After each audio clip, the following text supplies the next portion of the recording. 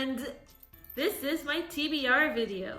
I am so excited because I actually watched TBR videos before I joined, I guess, YouTube officially or BookTube, and was really inspired.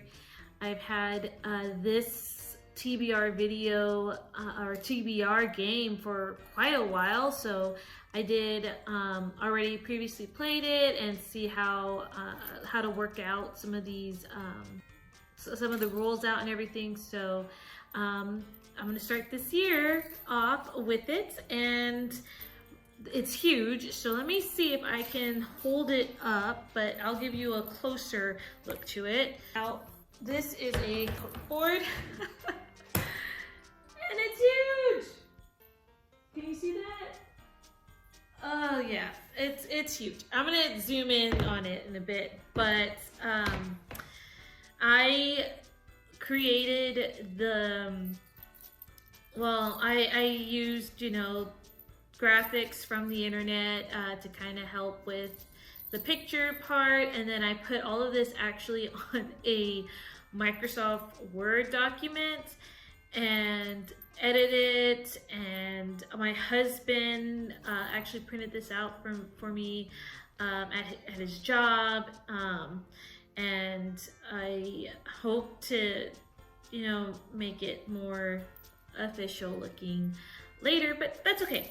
It's just a piece of paper, and we had an old cork board, and so that's how I pin it on there, and it's easy to store and pull out. So without further ado, I'm going to go ahead and walk through this game. So first and foremost, I am a Disney fan. So this game was just inspired by Disney, Disney classics, and so not like a lot of the newer Disney, and not Pixar. So so it's basically Disney classics, and I also had inspiration from Prayer and the channel Prayer and Penguins.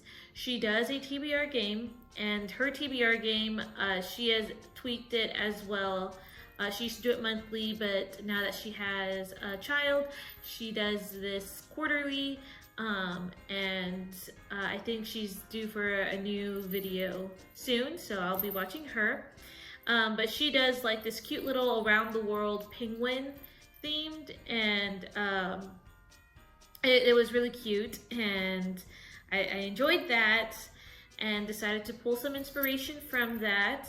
I've also was inspired by a start, like people who had like start and finishes, and when they reached a finish goal, they would either do something big and grand. And so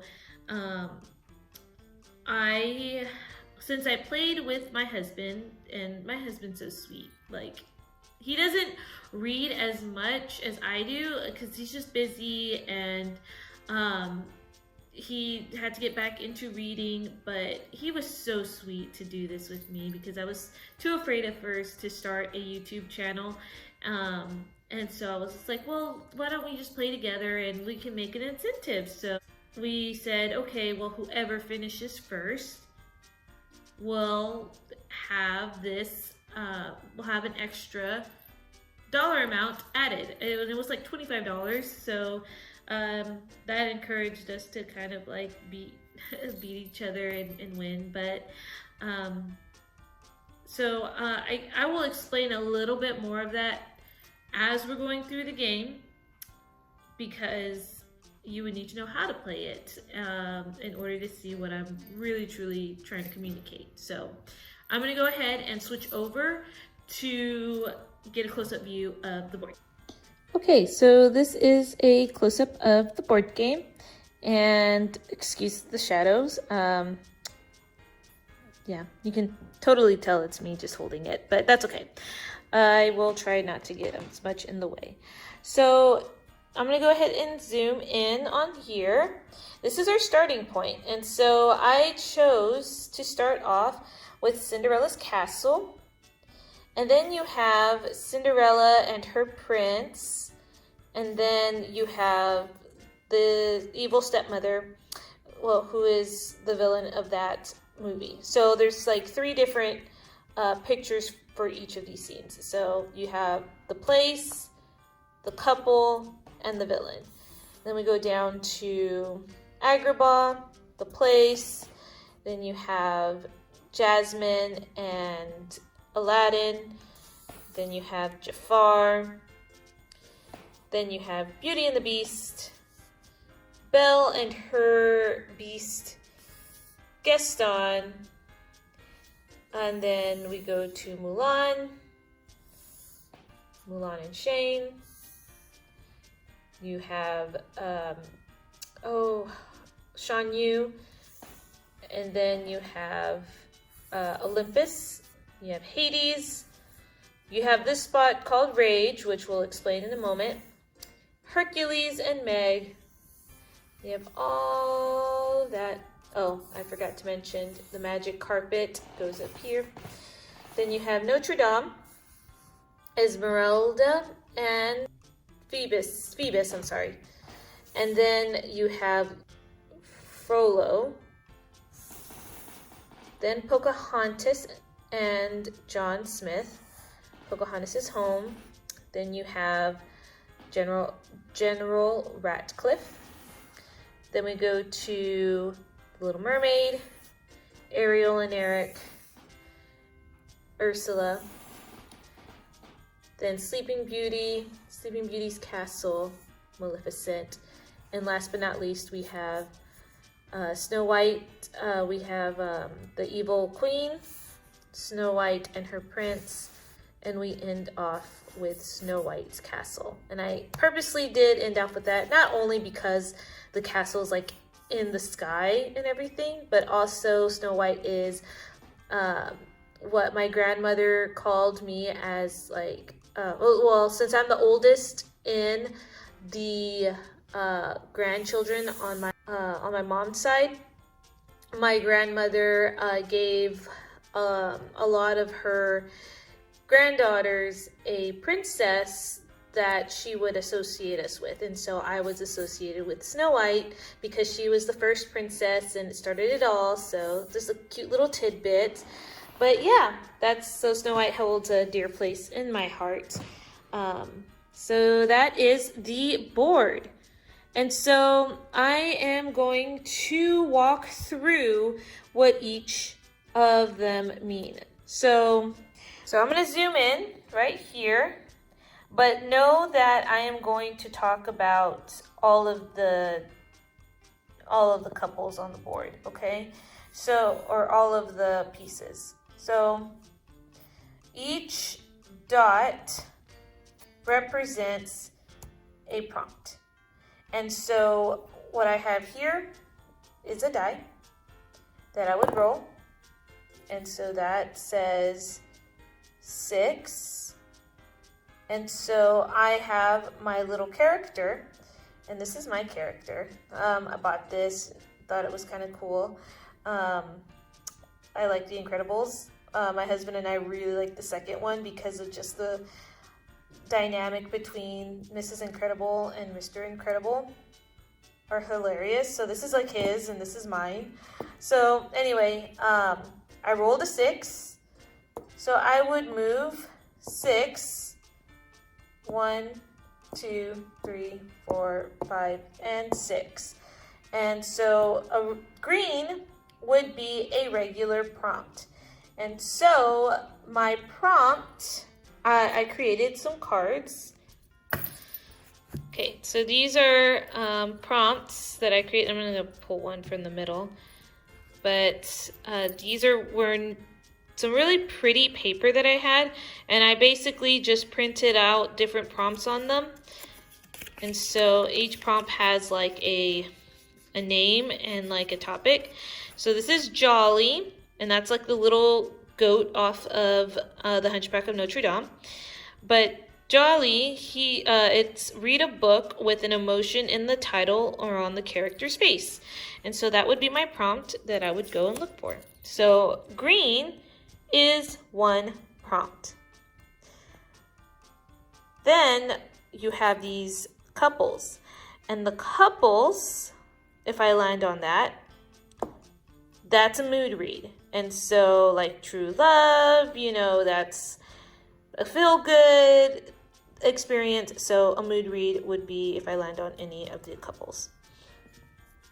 If I land on the villain's not wanting you to succeed. So I wanted to explain the villain characters better.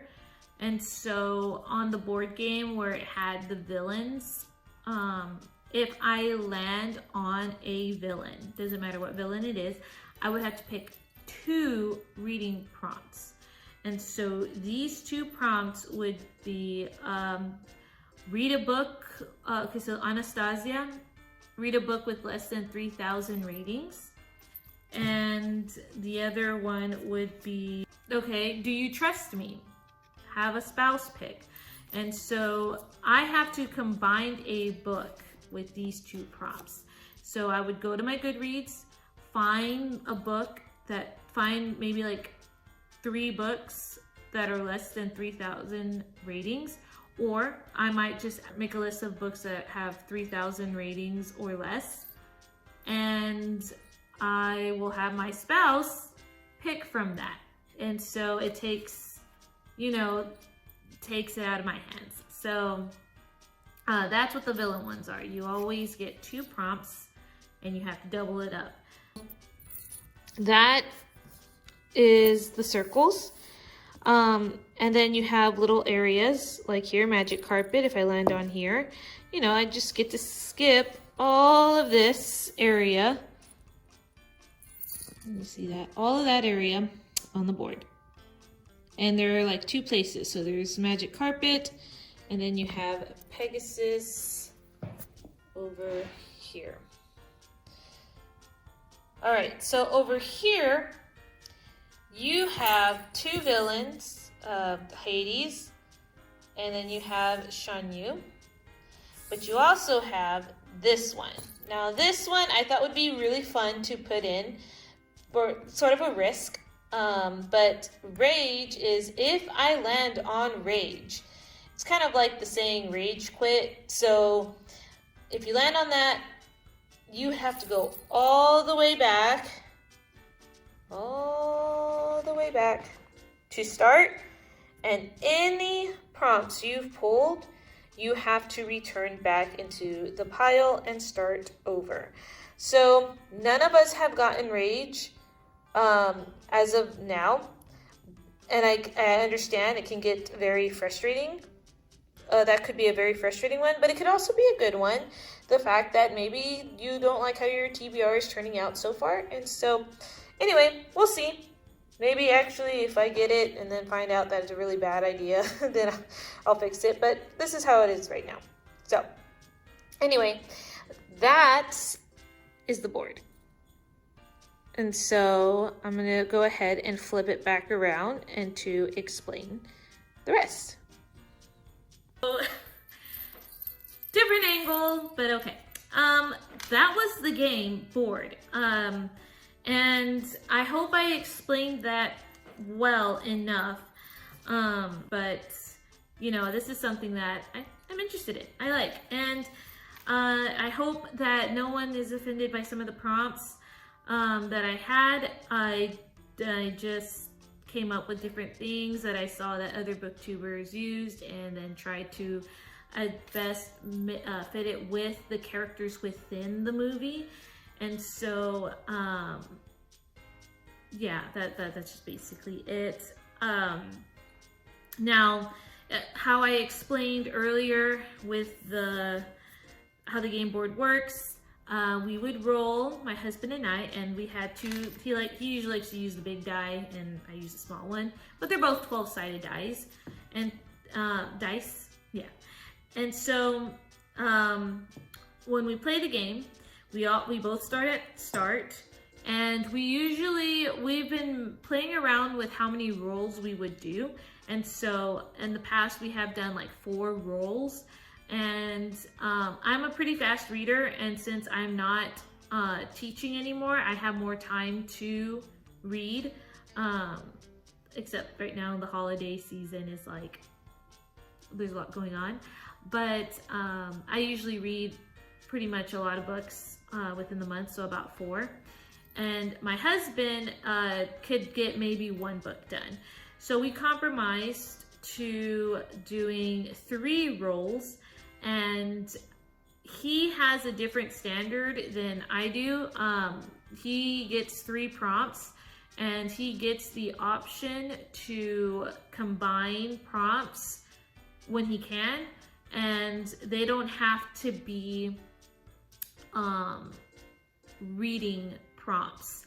And so like Jolly that I pulled earlier, you know, read a book with an emotion in the title or on the character's face.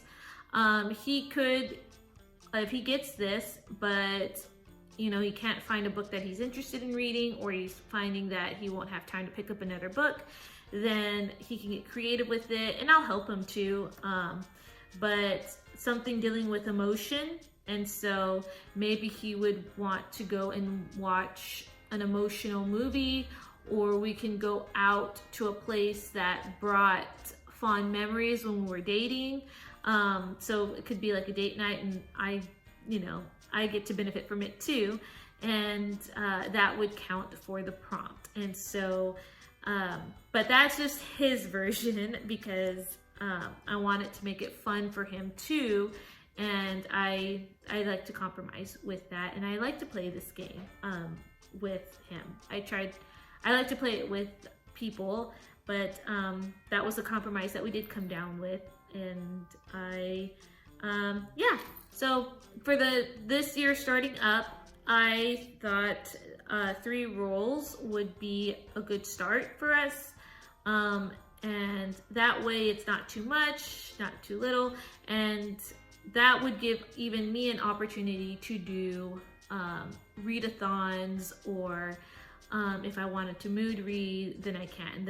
And I usually like to double up on things anyway. So like if I do a readathon, which that'll be a separate video, I can use the books from my TBR for the readathon that I am choosing to do for that month. And so that way I can have fun with things as well. So yeah, that is the game.